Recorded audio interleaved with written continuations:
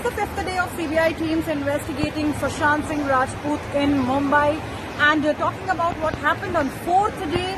So CBI teams started with bringing Neeraj, Sushant's house help, and Siddharth Pathani, Sushant's former roommate and his friend, here at DRDO headquarters.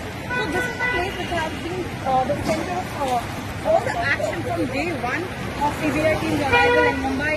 So yesterday also throughout the day, because it was only in the morning that Neeraj and Pathani were brought here, and throughout the day they were questioned by CBI. And CBI from the very beginning is maintaining that there are inconsistencies in the statements of these two, and that's exactly why these two were taken to the scene of incident, that is Sushant Singh Rajput's house, on 2 consecutive days to see whether or not at the spot also the inconsistencies remain the same or they have a new version.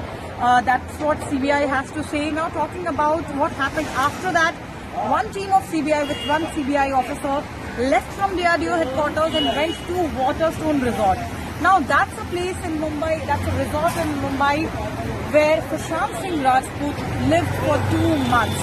He lived there with Riya Chakravarti, and he went there for spiritual healing is what's said, and that is something which actually came up in Mumbai Police's investigation as well.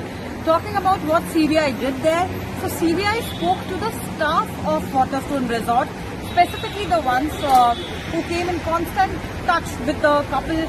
That includes room service staff, housekeeping staff and managerial staff. CBI asked them for how long Sushant stayed there, who made the payments, what was the mode of the payment in those 2 months, who all came and visited Sushant and Riya, and how was the couple with each other. Were there any fights? Were there anything which was unpleasant or alarming?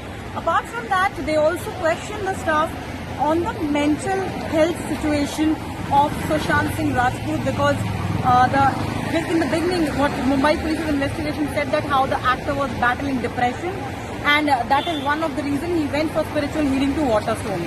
On the other hand, one team was looking into this aspect. The second leg of the investigation was one team going once again to Cooper Hospital. Now in the past as well, it was on third day that one team went to Cooper Hospital, and it was on the second day that one team went to Cooper Hospital, and once again yesterday another team went to Cooper Hospital. Now Cooper Hospital is the place where late actor's post-mortem was done by a panel of 5 doctors. So talking about that post-mortem, though the post-mortem report indicates that there is nothing suspicious, but the approximate time of the death is something which is not mentioned on the post-mortem report. That's why once again CBI teams went there. Simultaneously the examination of forensic evidence is going on, and today it is likely that the questioning of those who are in the house will continue. In Mumbai with camera person Hemant, this is Santia for Mirror Now.